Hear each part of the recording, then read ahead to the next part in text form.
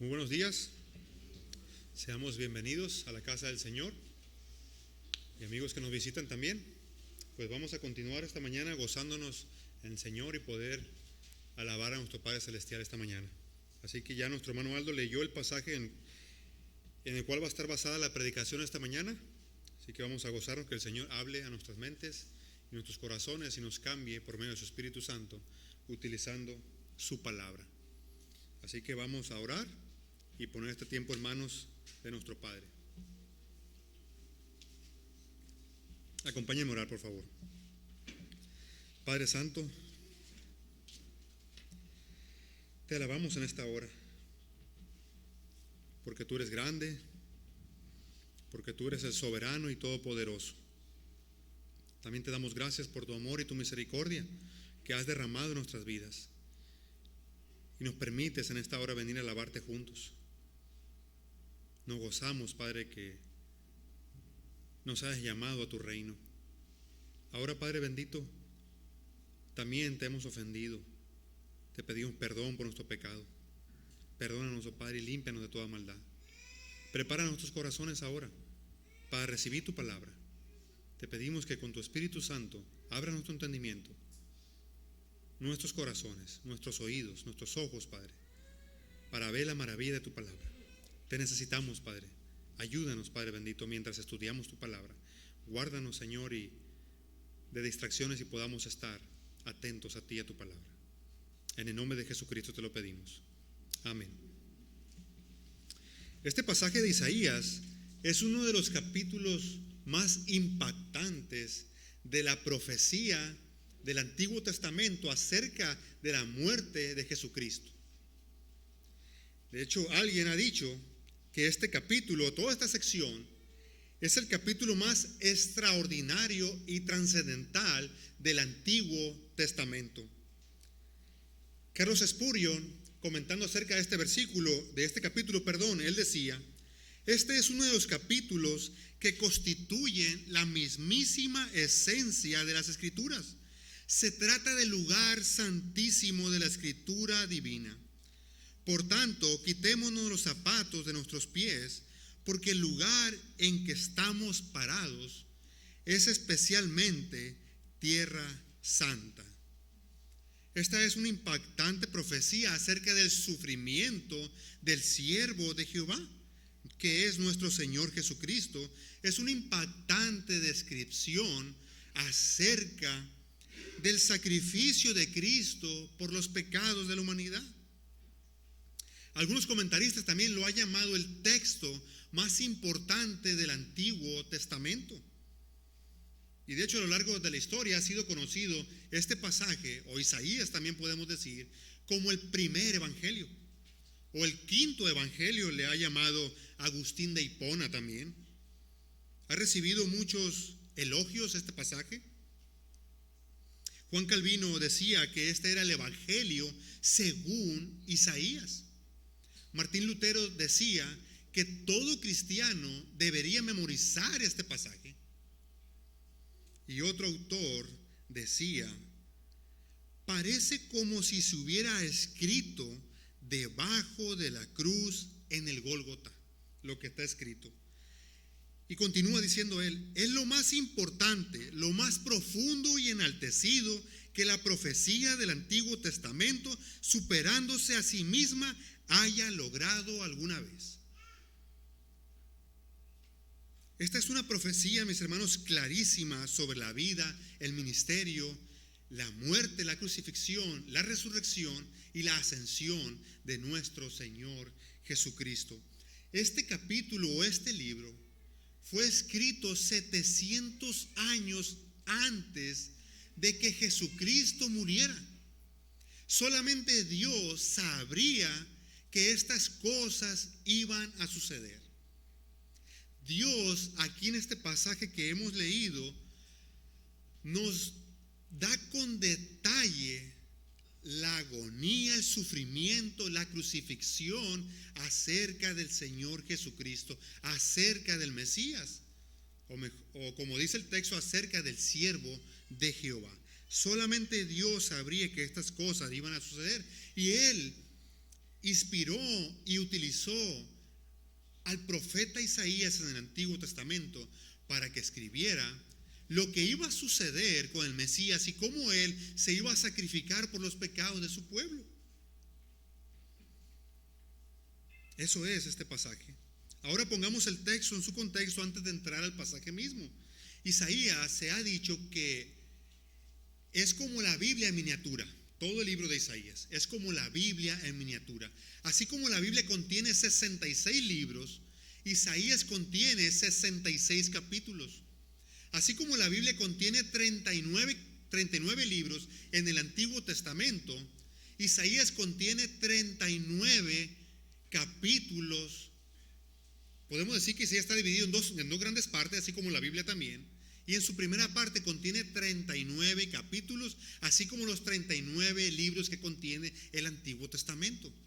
Y en su segunda parte, la Biblia contiene 27 libros, así como Isaías contiene 27 capítulos.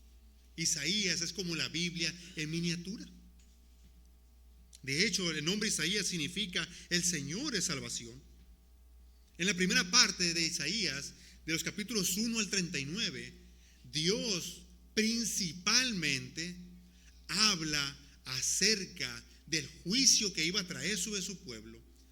Pero en la segunda sección, en la segunda parte de Isaías, del capítulo 40 al 66, habla de la gran salvación que él iba a traer a su pueblo Israel. Y de hecho la segunda parte del capítulo número 40, versículo 1, él comienza con estas palabras. Ha venido hablando juicio sobre su pueblo, sobre la nación de Israel, cómo iba a ser llevado cautivo, cómo estaban bajo el juicio de Dios. Pero cuando entramos en la segunda sección de Isaías, capítulo 40, versículo 1, él dice lo siguiente: consolaos, consolaos pueblo mío. Y continúa hablando en su mayor parte acerca de la salvación que él iba a traerles a ellos. Y es en ese contexto donde se encuentra nuestro texto, en el capítulo número 52, versículo 13, hasta el capítulo 53, versículo 12. Es lo que vamos a ver en esta mañana con la ayuda del Señor. Y esto lo vamos a ver bajo 5 puntos. Vamos a ver en primer lugar la humillación del siervo.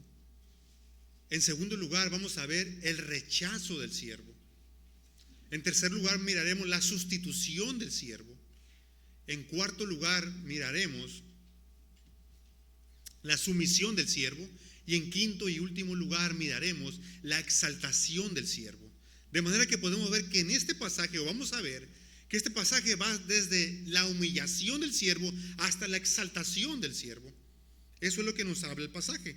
Así que vamos a comenzar, mis hermanos y amigos que nos visitan esta mañana, con el primer punto: la humillación del siervo. ¿Cómo es que el siervo es humillado? Veamos, y esto lo vamos a ver. Vamos a comenzar en el versículo 14. Aquí es Dios quien está hablando. Desde el versículo 13 hasta el 15. Él lo que hace ahí es presentar a su siervo. El versículo 13 y 15 lo vamos a ver hasta el final.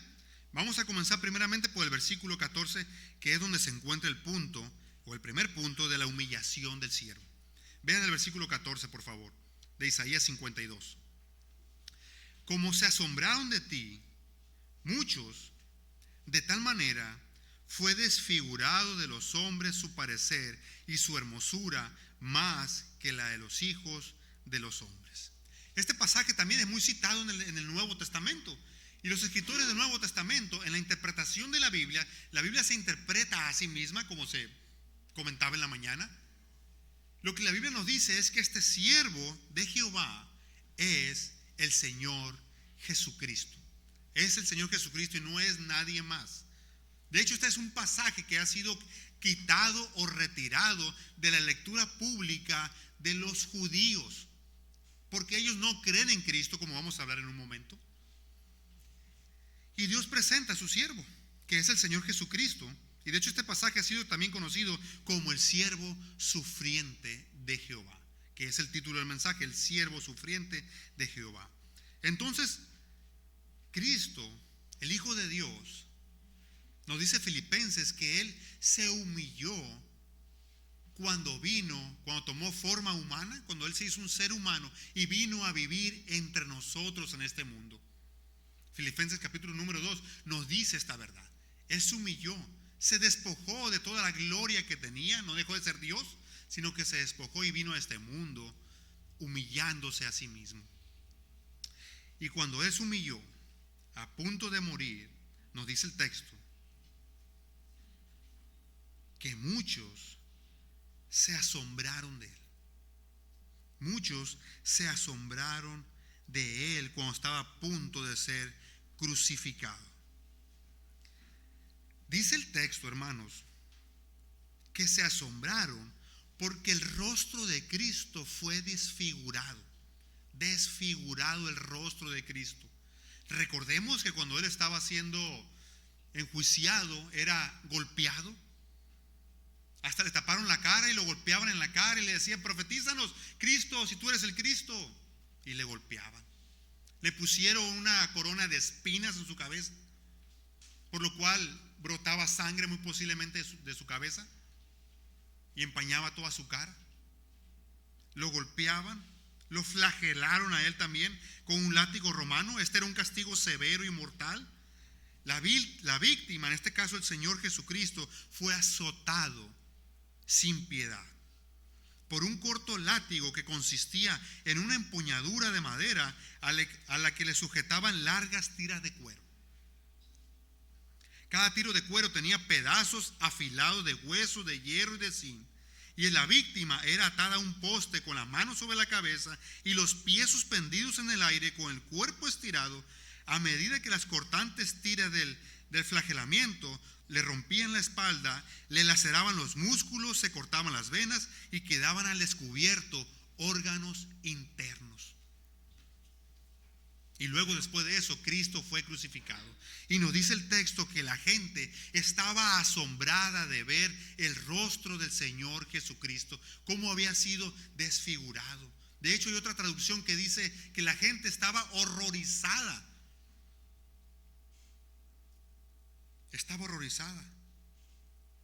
Muchos quedaron asombrados cuando lo vieron. Dice otra traducción también: tenía el rostro tan desfigurado que apenas parecía un ser humano y por su aspecto no se veía como un hombre.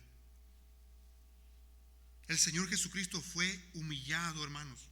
Este versículo nos describe qué fue lo que pasó en el rostro del Señor Jesucristo. Todo comenzó en Getsemaní, cuando Él empezó a sudar grandes gotas de sangre antes de ser arrestado. Y luego, causado por los golpes, desfiguraron su rostro. Es el único versículo que nos habla en toda la Biblia de cómo quedó el rostro del Señor tan desfigurado que no parecía ser humano. El Creador se dejó humillar por las criaturas. Él se dejó humillar por obediencia y amor a su Padre Celestial. Pero también Él se dejó humillar a tal grado por amor a nosotros también. Por amor a nosotros se dejó humillar el Señor Jesucristo, que le hicieran tal acto tan horrendo. De tal manera fue desfigurado de los hombres su parecer y su hermosura más que la de los hijos de los hombres. No parecía humano el Señor Jesucristo. Él podía haber destruido y tenía el poder para hacerlo, haber destruido a los hombres. Y sin embargo, Él se dejó humillar. Sin embargo, Él se dejó humillar.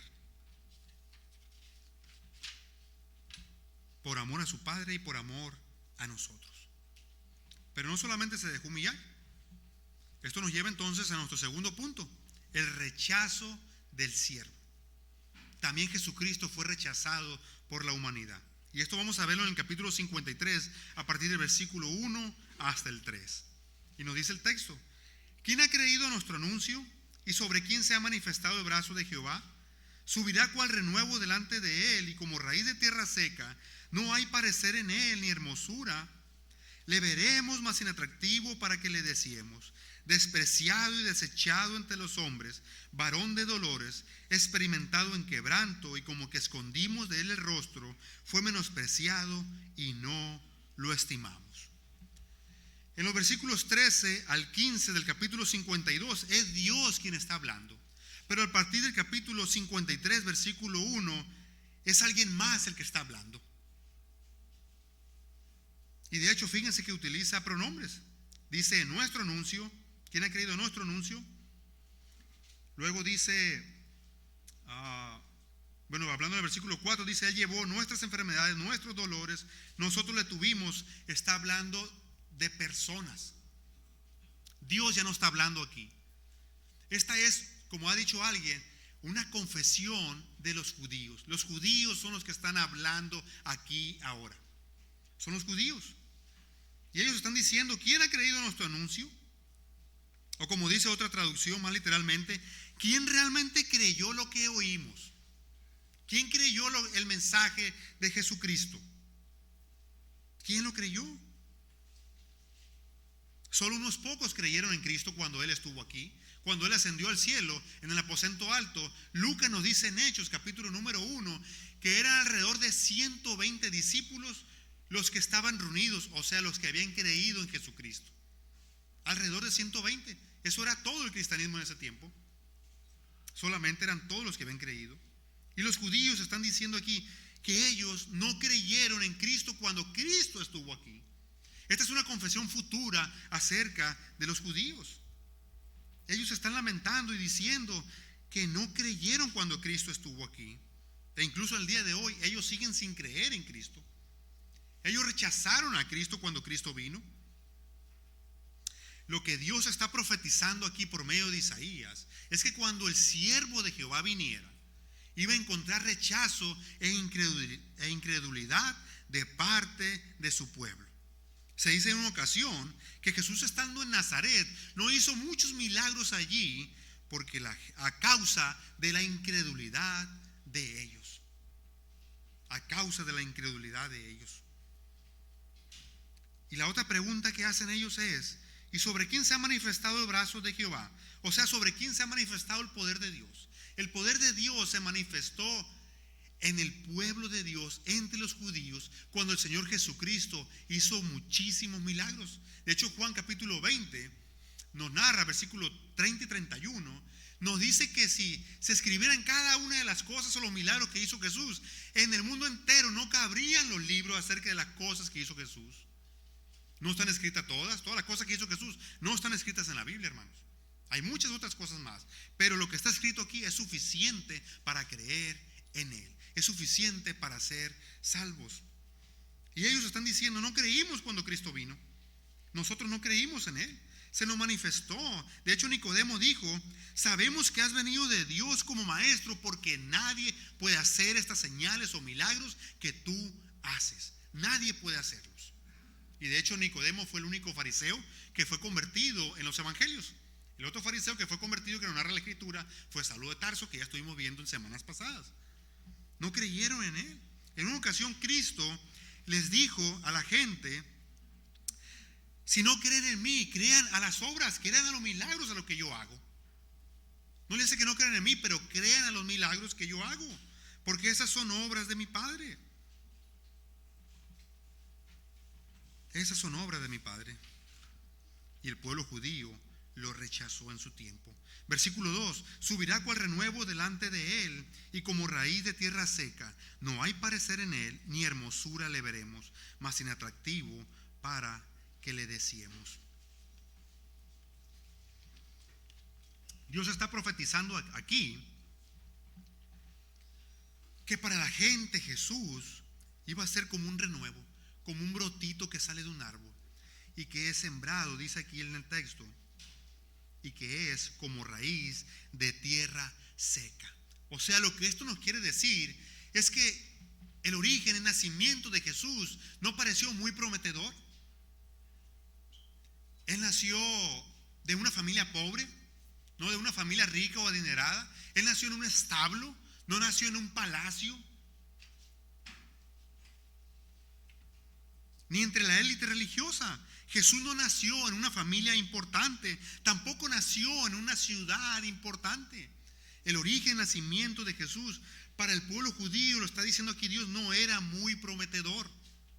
No era muy prometedor. Nazaret, de hecho, era una ciudad despreciada y su padre no tenía una profesión importante, era un carpintero. Era un carpintero. No hay parecer en él, ni hermosura le veremos, mas sin atractivo para que le deseemos. De hecho, en su nacimiento a la gente no le importó. Llegaron unos magos de Oriente recorriendo alrededor de 1600 kilómetros para venir y buscar al Mesías. Ellos sabían que había nacido. Y de hecho, a los líderes religiosos no les importó cuando Herodes se enteró y mandó llamar a los líderes religiosos y les preguntó dónde había de nacer el Cristo, el Mesías. Y ellos le dijeron: en Belén de Judea. Pero no les importó el nacimiento de Jesús. Desde ahí podemos ver el rechazo hacia Jesús. Y lo que nos quiere decir aquí esta palabra cuando dice no hay parecer en él, hermosura le veremos, otra traducción lo dice: no había en él hermosura o majestad para que nos fijáramos en él. No había en él, o sea, en el siervo, en Jesús, nada atrayente. ¿Qué significa esto? Jesús no era como los grandes tipos de reyes en la antigüedad de Israel. Él no era hermoso como David, por ejemplo. Jesús no era imponente o alto como el rey Saúl, el primer rey de Israel. No, él no era nada de eso. Nos dice la Escritura que no había nada atrayente en él. Él era una persona común. De hecho, hasta batallaron para identificarlo, que Judas, cuando fueron a arrestarlo en el huerto de Getsemaní, tuvo que ir y darle un beso para identificarlo y decir: este es al que yo bese. Él era una persona común, no era una gran personalidad. Nosotros hoy en día a veces nos impresionamos con las grandes personalidades, sea una persona muy estudiada, un presidente, y nos impresionamos o nos impresionan. Bueno, Jesús no impresionaba a nadie. Él era una persona tan común como cualquiera. Y eso, para los judíos, era inconcebible que este tipo de Mesías, para ellos, ese no era el Mesías. Ese no era el Mesías. Alguien tan sencillo, alguien, como dijo él, que era manso y humilde de corazón, era inconcebible para ellos que él pudiera ser su Mesías, al cual ellos habían estado esperando por miles de años. ¿Cómo podría ser el conquistador majestuoso que esperaban ellos? Ellos esperaban, tenían en su mente un libertador tipo Moisés, un guerrero que los libertara de la opresión de Roma. No un Mesías que muriera en debilidad en una cruz. No, ese no es el Mesías. De hecho, Dios en Deuteronomio capítulo 15, versículo 18, había dicho que él iba a levantar de entre los de Israel a uno como Moisés. Y ellos pensaron que sería uno tipo, o sea, y si era tipo Moisés, solamente que no era un guerrero que iba a libertarlo de la opresión de Roma. Más bien él venía a libertar al pueblo judío y a nosotros de la esclavitud de nuestro pecado. Y eso ellos no lo entendieron. Ellos no lo entendieron. Lo mataron en una cruz. Entonces la conclusión fue de ellos que él no era el Mesías. Cuando él entró, como hoy en día se recuerda, estamos en este día precisamente, como Domingo de Ramos. Cuando él entró en Jerusalén, la gente le tiró palmas, ramas, cuando él entró en el burrito a Jerusalén. La última semana de su vida, para ir y morir en una cruz. La gente lo alabó: bendito el que viene en el nombre del Señor, bendito el Rey de Israel, dijeron ellos los judíos. 3-4 días más tarde gritaban esos mismos: crucifíquenlo, crucifíquenlo, este no es el Mesías que nosotros esperábamos. Y lo rechazaron. A lo suyo vino, dice Juan capítulo 1, versículos 10 y 11, a lo suyo vino y los suyos no le recibieron, lo rechazaron. ¿No es este el hijo del carpintero? Es hijo de un simple carpintero. Cuando Felipe encontró a Natanael en Juan capítulo 1, Natanael dijo lo siguiente. Felipe halló a Natanael y le dijo: hemos hallado aquel de quien escribió Moisés en la ley, así como los profetas, o sea, al Mesías, a Jesús, el hijo de José de Nazaret. Natanael le dijo: ¿de Nazaret puede salir algo bueno? ¿De Nazaret puede salir algo bueno? Un rechazo tremendo al Señor Jesucristo, aquel que venía a morir por nuestros pecados. No había atractivo en él. No era una gran personalidad. Dice el versículo 3 que fue también despreciado y desechado entre los hombres y por los hombres, varón de dolores, experimentado un quebranto, y como que escondimos de él el rostro, fue menospreciado y no lo estimamos. Despreciado y desechado. Esta palabra despreciado significa despreciable, tener en poca estima, tener en poco. Jesucristo fue tenido en poco y lo tuvieron en poca estima, lo despreciaron. La gente lo despreció, dice otra traducción, y hasta sus amigos lo abandonaron también.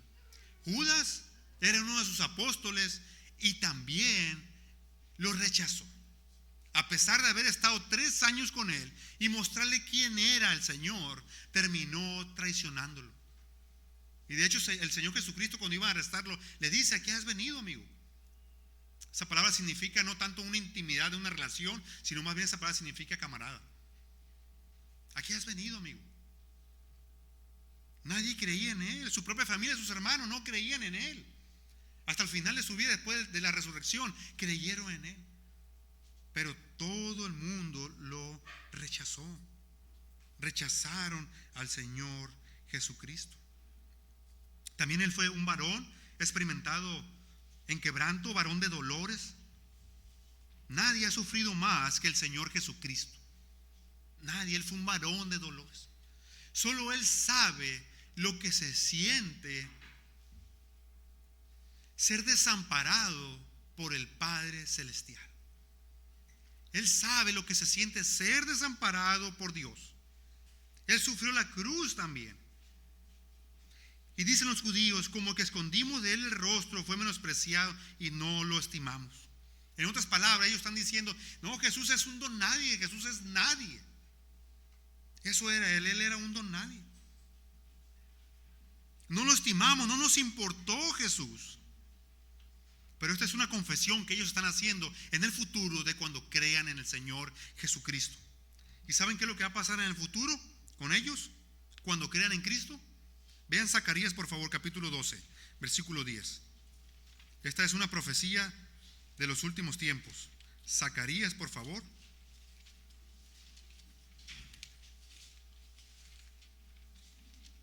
Penúltimo libro de la Biblia. Zacarías capítulo 12, versículo 10, por favor.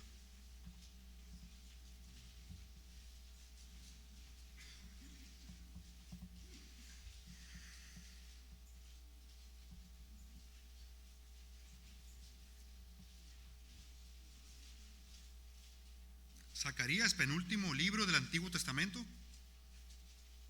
Escuche lo que van a decir los judíos en el futuro. Zacarías 12, versículo 10, dice así la palabra del Señor. Dios es el que está hablando aquí y profetizando esto. Dice Dios: y derramaré sobre la casa de David y sobre los moradores de Jerusalén espíritu de gracia y de oración. ¿Y qué va a suceder con ellos?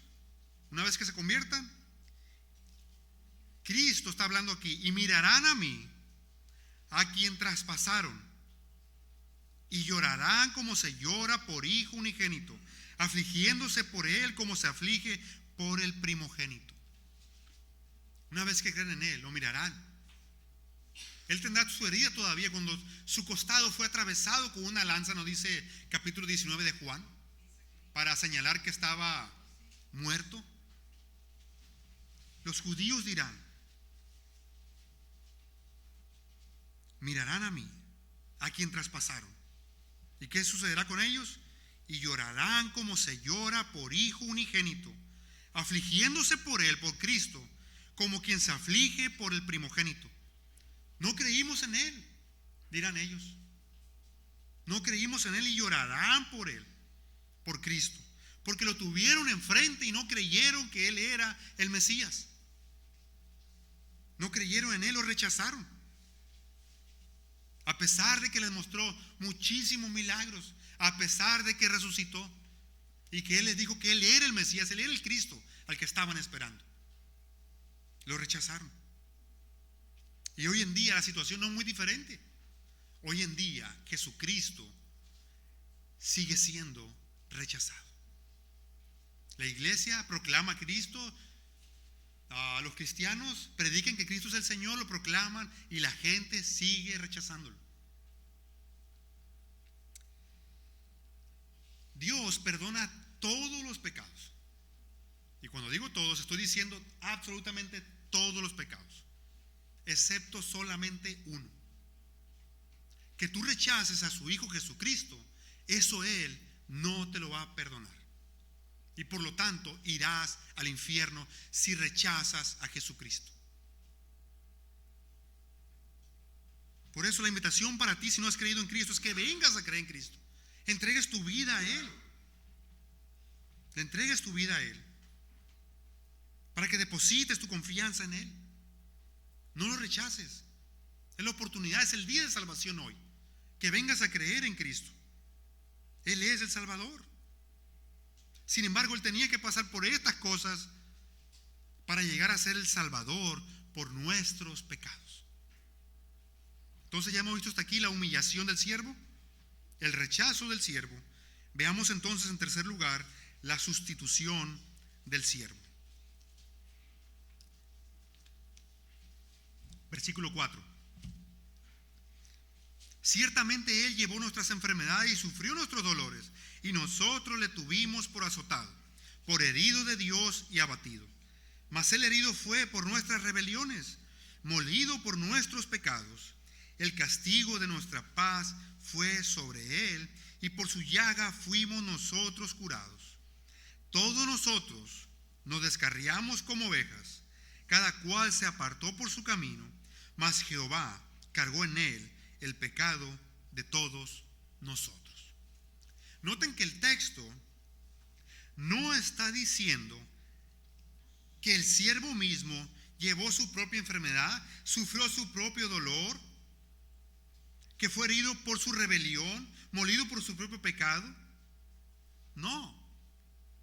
El texto está diciendo que el siervo está llevando las enfermedades de la humanidad, de aquellos que han de creer en Él, está sufriendo sus dolores. Él está siendo herido por nuestras rebeliones y está siendo molido o fue molido por nuestros pecados, y el castigo de nuestra paz con Dios cayó sobre Él. Teniendo que ser castigado nosotros, el castigo cayó sobre el siervo. El castigo cayó sobre el siervo. Esta es una doctrina, hermanos, fundamental en el cristianismo. La sustitución. Dios, gloria a Dios, que siempre ha provisto un siervo. Desde que Él dio su primera ley, vamos a decir, que se la dio a Adán y Eva, que el día que comieran del fruto del árbol del conocimiento del bien y del mal, ciertamente morirían. Ellos desobedecieron, pecaron contra Dios, y Dios les dijo: van a morir. Murieron espiritualmente porque Dios los expulsó del Edén, y posteriormente murieron físicamente también. Ellos se vistieron, se cubrieron, por decir así, el pecado de su cuerpo con hojas de higuera. Pero Dios les puso pieles de animales. Lo que esto nos quiere decir que Dios mató a un animal o a un cordero y les tapó sus cuerpos o su pecado. En otras palabras, Dios les proveyó un sustituto. Llegamos a Éxodo capítulo número 12, como mirábamos la semana pasada con nuestro hermano Omar, y Dios dijo que iba a derramar su juicio. Lo estaba derramando con las 9 plagas anteriores sobre Egipto solamente, pero en la 10ª plaga el juicio de Dios no solamente iba a caer sobre Egipto, sino sobre los israelitas también. Pero Dios les proveyó una manera, y les dijo, como miramos la semana pasada, que cada uno por familia tomara un cordero de las cabras y lo sacrificaran, lo mataran. Dios les estaba proveyendo un cordero para que el juicio de Dios no cayera sobre ellos, y con esa sangre del cordero la pintaran los postes y los dinteles de las puertas. Ese fue el cordero pascual que Dios proveyó como en sustitución por nuestros pecados. Luego dio las leyes de los sacrificios, que aquel que pecara iba a sacrificar un cordero también, por causa de nuestro pecado. Y esos eran corderos que apuntaban, que no quitaban el pecado en su totalidad, y apuntaban al cordero que quita el pecado del mundo completamente, que es Jesucristo, y de aquellos que depositan su fe en Él. Dios siempre ha provisto un sustituto, y nosotros necesitamos un sustituto, porque nosotros hemos violado la ley de Dios una y otra vez. Y la Escritura nos dice en Romanos, capítulo número 6, versículo 23, que la paga del pecado es la muerte. Así que para poder pagar nuestro pecado tenemos que morir, o alguien tiene que morir. Así que el sustituto por nuestros pecados, nos está diciendo aquí el texto, iba a ser el siervo. Todos nosotros nos descarriamos como ovejas, o sea, pecamos contra Dios. Cada cual se apartó por su camino. Cada quien hizo lo que quiso en esta vida. Sin embargo, Dios cargó en Él, en el siervo, en Jesucristo, el pecado de todos nosotros. Y el pecado de todos aquellos que íbamos a creer en Él.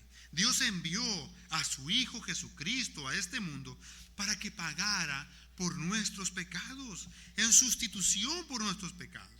La Escritura nos dice en 1 Juan capítulo 4 versículo 10 que en esto consiste el amor, no en que nosotros hayamos amado a Dios, sino en que Él nos amó a nosotros y envió a su Hijo en propiciación por nuestros pecados. El siervo no iba a morir por sus propios pecados porque Él no tiene pecado. Él nunca pecó. ¿Quién de vosotros me redarguye de pecado? Dijo en Juan capítulo 8 versículo 46. Y Pilato también dijo, no encuentro falta en este hombre. Y decimos también lo mismo nosotros. Jesucristo nunca pecó. Segunda de Corintios capítulo 5 versículo 21 nos dice, al que no conoció pecado, Dios por nosotros lo hizo pecado, para que fuésemos hechos justicia de Dios en Él. ¿Qué está diciendo este texto? Está diciendo que al que no conoció pecado, o sea Jesucristo, no cometió pecado nunca, Dios lo hizo pecado. Y cuidado con esta frase, no lo hizo pecador ni se convirtió en pecador. No, esa no es la idea, como muchos enseñan. No, Él estaba cargando simplemente con nuestros pecados, pero Él no fue pecador nunca. Dios descargó su ira en Él. Jesucristo sufrió el infierno en la cruz, porque el infierno es la ira de Dios.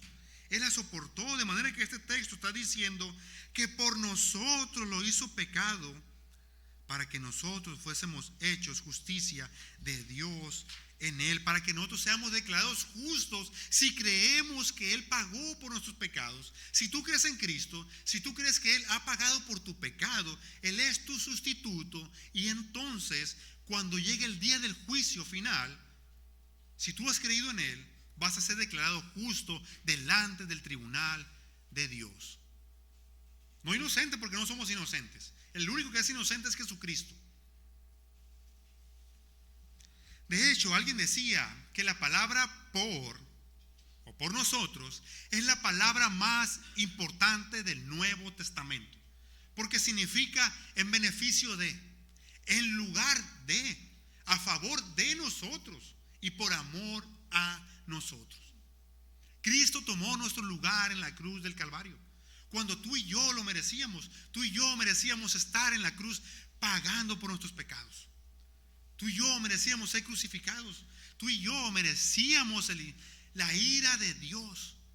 Y sin embargo, Jesús, el siervo de Dios, por amor y obediencia a su Padre Celestial, decidió cargar con nuestros pecados. Él no sufrió por cosas que Él mismo haya hecho, sino que Él llevó nuestra culpa. Él sufrió por nosotros. He aquí el Cordero de Dios que quita el pecado del mundo, dijo Juan el Bautista. Y ellos sabían, los judíos, lo que pasaba con los corderos. He aquí el Cordero de Dios que va a morir en una cruz, en sustitución por nuestros pecados. Esta palabra quita el pecado significa que quita el pecado cargándolo sobre Él, para quitar el pecado del mundo. R.C. Sproul dijo: cuando Cristo estaba en la cruz pagando por los pecados de su pueblo, Él era la cosa más ofensiva sobre toda la creación. Y no queremos ser irreverentes con este dato. Cuando Cristo estaba en la cruz pagando por los pecados de su pueblo, Él era la cosa más, o el ser más ofensivo en toda la creación.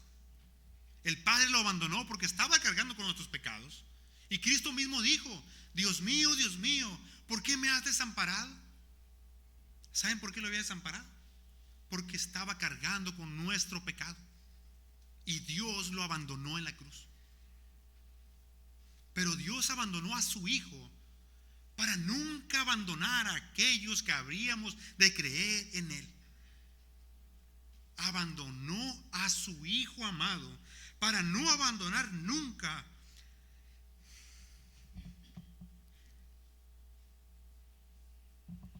a cada uno de nosotros.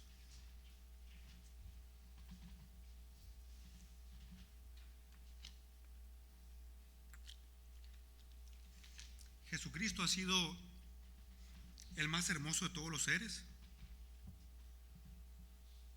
Y sin embargo, cuando Él estaba en la cruz, era la cosa más ofensiva para Dios, porque Él estaba cargando con nuestro pecado.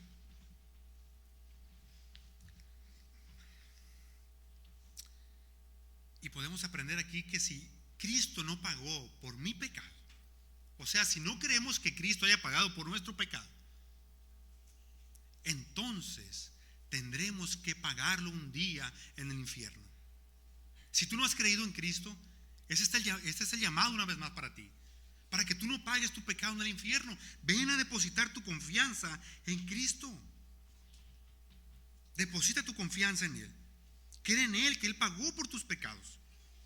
Porque si no, un día tú tendrás que pagarlos. Los pecados Dios no los pasará por alto. Ningún pecado lo pasará por alto. Ninguno. Él es el sustituto perfecto, hermanos. Él es el sustituto glorioso al cual apuntaban todos los corderos del Antiguo Testamento. Al Cordero de Dios que quita el pecado del mundo una vez y para siempre, como nos dice Hebreos. Una vez y para siempre se sentó en la gloria con el Padre. Entonces hemos visto hasta aquí la humillación del siervo, el rechazo del siervo, la sustitución del siervo. Él es el sustituto. Veamos en cuarto lugar, hermanos, la sumisión del siervo. La sumisión del siervo. Versículo 7. Angustiado él, el siervo, y afligido, no abrió su boca. Como cordero fue llevado al matadero, y como oveja delante de sus trasquiladores, enmudeció y no abrió su boca. Por cárcel y por juicio fue quitado. Y su generación, ¿quién la contará? Porque fue cortado de las tierras de los vivientes, y por la rebelión de mi pueblo fue herido. Y se dispuso con los impíos su sepultura, mas con los ricos fue en su muerte, aunque nunca hizo maldad ni hubo engaño en su boca. Jesús estaba angustiado y afligido mientras estaba siendo maltratado, flagelado, sufriendo las consecuencias de ir a ser crucificado, no consecuencias por sus actos. Él no hizo nada malo. Pilato no encontró nada malo en él. Estaba sufriendo las consecuencias de nuestros pecados. Él estaba sufriendo las consecuencias de nuestros pecados. Y sin embargo él, el siervo, no abrió su boca. Él no se defendió como para decir: yo nunca he hecho nada malo. No se defendió. Fue un siervo sumiso. Se sometió a la voluntad de los hombres. Se sometió a la voluntad de los hombres. Él estaba siendo maltratado y humillado y no se defendió. Generalmente cuando somos maltratados y humillados, nosotros afligidos, rápido respondemos. Pero el siervo de Dios es perfecto, nuestro modelo a imitar y seguir.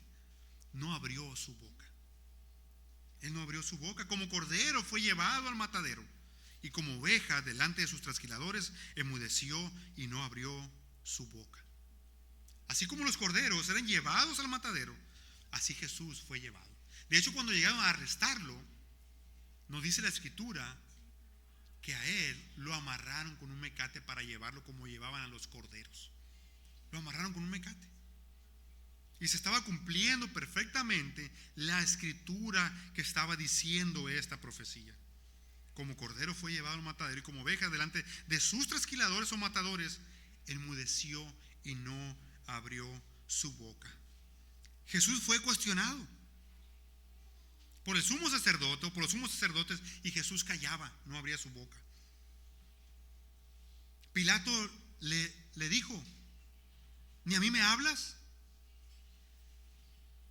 Jesús guardaba silencio. A veces habló, pero cuando hablaba no era para defenderse, sino para proclamar verdades acerca de Dios. Él no abrió su boca. Él no protestó diciendo: soy inocente, ¿por qué me tratan injustamente? Fue sumiso, en silencio, y esto señala que él estaba dispuesto a morir. Él estaba dispuesto a morir. En una ocasión, en Juan capítulo 12, él dijo: ahora está turbada mi alma. ¿Y qué? ¿Qué diré? Padre, sálvame de esta hora. Mas para esto he llegado a esta hora, dijo él. Él sabía que iba a morir. Era el plan del Padre. Sin embargo, no es lo mismo saber a estar en el umbral de ya que te condene y que vas a ser crucificado. Así como con las mujeres cuando están embarazadas. Es un gozo, es un deleite. Pero no es lo mismo saber que está embarazada y está en el proceso a cuando va a llegar ya la hora de dar a luz. No es lo mismo. Era lo mismo que estaba pasando con Cristo. Él enmudeció. Él enmudeció. No abrió su boca. Debemos seguir el ejemplo del Señor también, sometiéndonos a la voluntad de Dios, como vamos a ver ahora en el versículo número 10. Él nunca hizo engaño, ni hubo engaño en su boca. Nunca hizo maldad, nos dice el texto. Versículo 10. También Jesús no solamente se sometió a la voluntad de los hombres, sino que todo esto era parte del plan perfecto de Dios. Y vean lo que dice el versículo 10. Este versículo es impresionante e impactante, hermanos. Con todo eso, o sea, con todo ese sufrimiento, toda esa sumisión del siervo, Jehová quiso quebrantarlo, sujetándole a padecimiento. Jehová quiso quebrantarlo. Dios el Padre, su Padre, quiso quebrantarlo. Otra traducción dice quiso aplastarlo. Pero ¿cómo que Dios quiso aplastar, matar a su hijo? Eso lo dice el texto. Este texto responde a la pregunta: ¿quién mató a Jesús? ¿Los judíos, los romanos o Dios? Este texto nos dice que el principal autor de la muerte de Jesucristo, del siervo de Jehová, es Dios el Padre, utilizando a los judíos y utilizando a los romanos, a estos hombres perversos. Fue Dios el Padre quien quiso quebrantarlo. Y si eso nos sorprende, hermanos, más sorprendente es todavía que esta palabra quiso, de hecho hay otra traducción, la Reina Valera contemporánea, que nos dice que al Señor le pareció bien quebrantarlo. Y esta palabra quiso, que aunque Dios no se complace en la muerte de los malvados, hermanos, Dios se complació en la muerte de su siervo. Esta palabra quiso, vuelvo y repito, significa deleitarse o complacerse. O sea, el texto pudiera decir: con todo eso Jehová se complació o se deleitó en quebrantarlo. ¿Qué significa esto? ¿Cómo sé que Dios se deleitó en quebrantar a su hijo? ¿Cómo pudo haberle complacido a Dios la muerte de su hijo?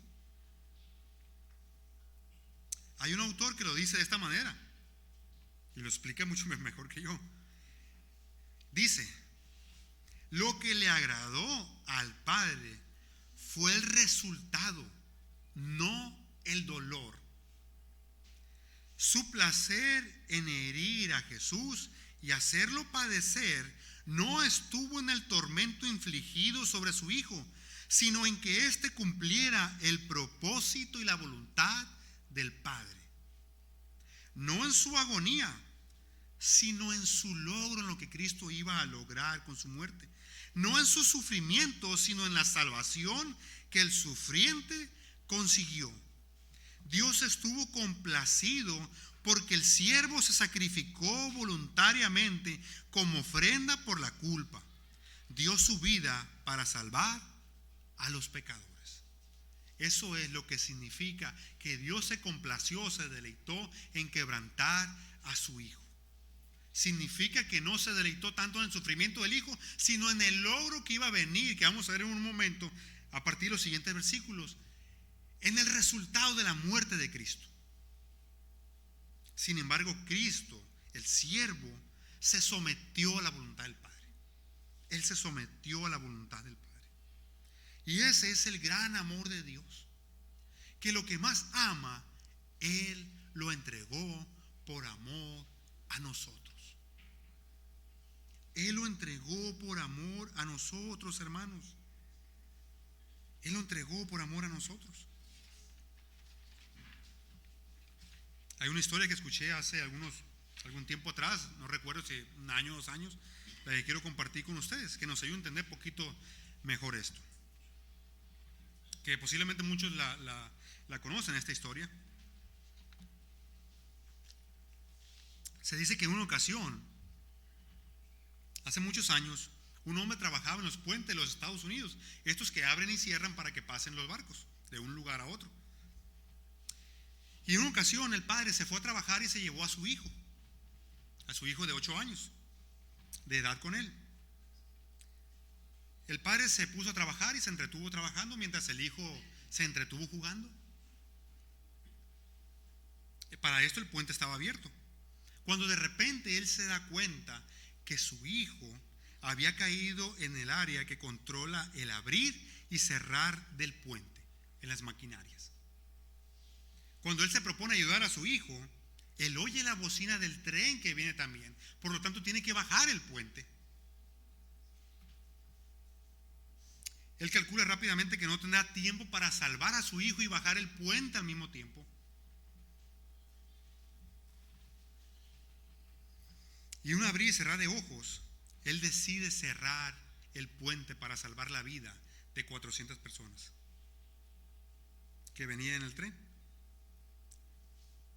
Pero al hacer eso, él sabía que las maquinarias que controlaban el cierre del puente aplastarían a su hijo. Se dice que el Señor bajó su cabeza y cerró el puente. Mientras que el tren pasaba, él miró hacia adentro del tren y miró cómo la gente estaba comiendo, bebiendo vino, bailando, disfrutando de los placeres de la vida. Entonces se dice que el padre gritó a todo pulmón: yo acabo de sacrificar a mi hijo y a ustedes no les importa. Yo acabo de sacrificar a mi hijo y a ustedes no les importa. Dios el Padre, que es rico en misericordia, con su gran amor con que nos amó, mató a su hijo en una cruz, por amor a nosotros, para que todo aquel que en él crea no se pierda, sino que tenga vida eterna. Dios estuvo dispuesto a sacrificar a su hijo por amor a nosotros. Y es como si Dios también levantara la voz y le dijera al mundo entero: yo sacrifiqué a mi hijo Jesús en una cruz y a ustedes no les interesa. Qué gran amor del Señor, que estuvo dispuesto a sacrificar a su hijo por nosotros. Y Jesús también, el siervo, este es el siervo sumiso que siempre se sometió a la voluntad de su Padre. Él se sometió a la voluntad de su Padre. Y así nosotros también debemos someternos a la voluntad de Dios y a la autoridad de Dios, a obedecer lo que Él nos dice en su palabra. Debemos someternos y seguir el ejemplo de Jesús. Por más difícil que sea la situación, debemos someternos y ser sumisos como Jesús. Cuando haya puesto su vida en expiación por el pecado, verá linaje, vivirá por largos días, y la voluntad de Jehová será en su mano prosperada, nos dice el texto. Cuando haya puesto su vida en expiación por el pecado, Él expió el pecado. Verá linaje, vivirá por largos días. Jesús, el hombre, en esta tierra no vivió para siempre, pero Él vive para siempre. Jesucristo está en el trono de Dios gobernando. Él es el Rey y Él verá el linaje, parte del fruto que se iba a producir cuando Él muriera en la cruz. Y esto nos va a llevar entonces a nuestro último punto: la exaltación del siervo. La exaltación del siervo. Versículo 11. Verá, o sea, el siervo, el fruto de la aflicción de su alma, y quedará satisfecho. Por su conocimiento justificará mi siervo justo a muchos, y llevará las iniquidades de ellos. El siervo de Jehová, el Señor Jesucristo, verá el fruto de la aflicción de su alma. Verá el resultado de su sufrimiento. ¿Y quedará qué? Satisfecho. Verá linaje, nos dice el versículo anterior. Por su conocimiento justificará mi siervo justo a muchos, y llevará las iniquidades de ellos. Lo que esto significa es que Él iba a traer a muchos hijos a la gloria por medio de su muerte, como nos dice Hebreos capítulo 2. Hebreos capítulo 12 nos dice que cuando Él estaba en la cruz, Él estaba mirando adelante gozosamente, sabiendo que un día muchos íbamos a estar delante de la presencia de Él, alabándole, adorándole y glorificándole. Apocalipsis 5:12 se le da una visión a Juan, el apóstol, y él ve lo siguiente, dice: y miré y oí la voz de muchos ángeles alrededor del trono, y de los seres vivientes y de los ancianos, y su número era millones de millones, que decían a gran voz: el cordero que fue inmolado es digno de tomar el poder, la riqueza, la sabiduría, la fortaleza, la honra, la gloria y la alabanza. Verá el fruto de la aflicción de su alma y quedará satisfecho, sabiendo que un día íbamos a estar alabándole por la eternidad. Y no poquitos, millones de millones personas vamos a estar alabándole y gozándonos por la eternidad. Dios iba a exaltar al siervo. Vean el versículo 12. Ahora es Dios el que vuelve a hablar. Está hablando el pueblo judío, ahora es Dios. Dice Dios: por tanto, por lo anterior, por la muerte de Jesucristo, por la gran obra de salvación que Él llevó a cabo, ¿qué va a hacer Dios? Yo le daré parte con los grandes, y con los fuertes repartirá despojos. ¿Por qué razón? Por cuanto derramó su vida hasta la muerte. Por la gran obra de salvación, Dios lo va a exaltar, y lo exaltó. Dios lo va a exaltar y lo exaltó. Yo le rendiré los honores de un soldado victorioso, porque se expuso a la muerte, nos dice otra traducción, porque Él llevó el pecado de muchos y orado por los transgresores. Cuando Cristo estaba colgado en la cruz, Él oró por los transgresores: Padre, perdónalos, porque no saben lo que hacen. Pero hoy en día Él sigue orando por nosotros, por los creyentes, a la diestra del Padre. Él sigue intercediendo por nosotros. No solamente intercedió cuando vino a morir en la cruz, Él continúa como el fiel sumo sacerdote, intercediendo por nosotros ante Dios. Es un glorioso Salvador el que tenemos. Es glorioso este siervo que tenemos, mis hermanos, y Dios lo iba a exaltar. Versículo 13, nos devolvemos tantito, por favor, al capítulo 52, versículo 13. Y Dios dice aquí: he aquí que mi siervo será prosperado, será engrandecido y exaltado, y será puesto muy en alto. Es Dios el que está diciendo, y esta frase, he aquí, es como si Dios está diciendo: miren con cuidado, observen esto. yo voy a exaltar a mi hijo. Él será prosperado. O sea, la misión que yo le voy a encargar a él, la cumplirá seguro. Él no va a fallar. Él va a prosperar. Y será engrandecido y exaltado y será puesto muy en alto. Será engrandecido y será resucitado. Será exaltado, él va a ascender como ascendió a los cielos y será puesto muy en alto, un lugar a la diestra del Padre, gobernando. En Hechos, cuando estuvimos estudiando Hechos, en el primer sermón de Pedro, él dijo lo siguiente: a este Jesús resucitó Dios, de lo cual todos nosotros somos testigos. Así que, exaltado por la diestra de Dios y habiendo recibido del Padre la promesa del Espíritu Santo, ha derramado esto que vosotros veis y oís.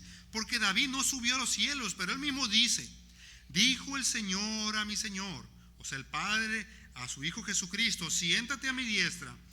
¿Hasta qué? Hasta que ponga a tus enemigos por estrado de tus pies. Sepa pues ciertísimamente toda la casa de Israel que a este Jesús, a quien vosotros crucificasteis, Dios le ha hecho Señor y Cristo. Y Dios también nos dice más adelante en Filipenses: por lo cual Dios también le exaltó hasta lo sumo, hasta lo más alto, al siervo a Jesucristo, y le dio un nombre que es sobre todo nombre, para que en el nombre de Jesús se doble toda rodilla de los que están en los cielos y en la tierra y debajo de la tierra, y toda lengua confiese que Jesucristo es el Señor, para la gloria de Dios Padre. Dios lo exaltó al siervo. Comenzamos con la humillación, terminamos el siervo siendo exaltado. Es una profecía impresionante la que ha dado aquí el Señor. Una profecía impresionante. Dice el versículo 15: así, con su muerte, asombrará él a muchas naciones. Los reyes cerrarán ante él la boca, porque verán lo que nunca les fue contado y entenderán lo que jamás habían oído. Los reyes, los gobernantes, los presidentes, pocas veces cierran la boca a ellos, porque se creen superior a los demás. Pero dicen que cuando vean a Cristo resucitado, a Cristo glorioso, exaltado, ¿saben qué va a suceder con ellos? Cerrarán ante Cristo su boca. Se quedarán mudos, asombrados que Él es el Mesías, el Salvador del mundo. Se quedarán asombrados. Dice el Salmo 72: todos los reyes se postrarán delante de Él y todas las naciones le servirán. Los reyes se postrarán ante Jesucristo, ante su exaltación. De hecho, como fue el caso que sucedió con Saulo de Tarso cuando se le apareció en toda su gloria, cayó postrado Saulo de Tarso. Cayó postrado. En conclusión, hermanos,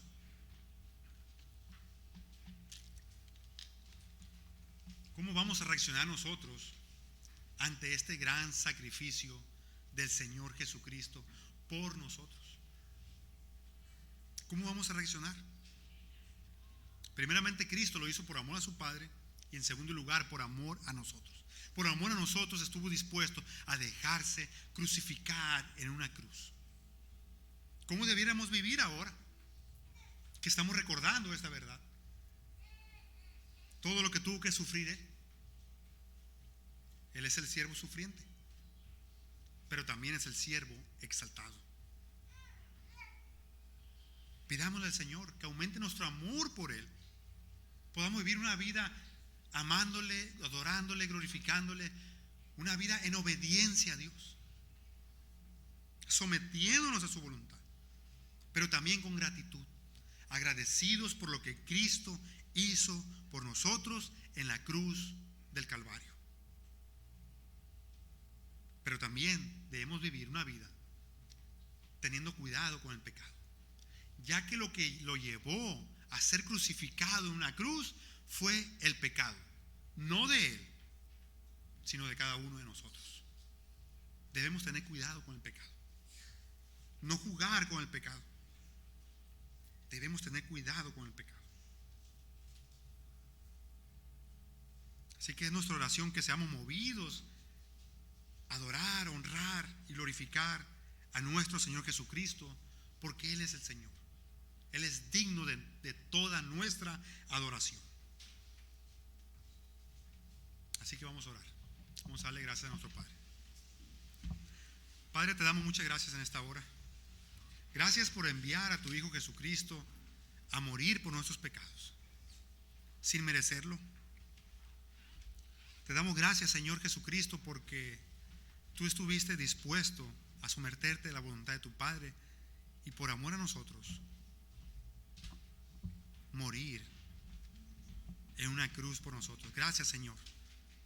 Gracias porque grande es tu amor para con nosotros. Ayúdanos ahora, Señor, con tu Espíritu Santo a aplicar estas verdades que tú nos has hablado esta mañana, y ayúdanos a vivir en consecuencia. Te necesitamos. Perdona a veces nuestra insensibilidad, nuestras faltas, nuestra manera de vivir, Padre. Ayúdanos. Te lo pedimos todo en el nombre de Jesucristo. Amén.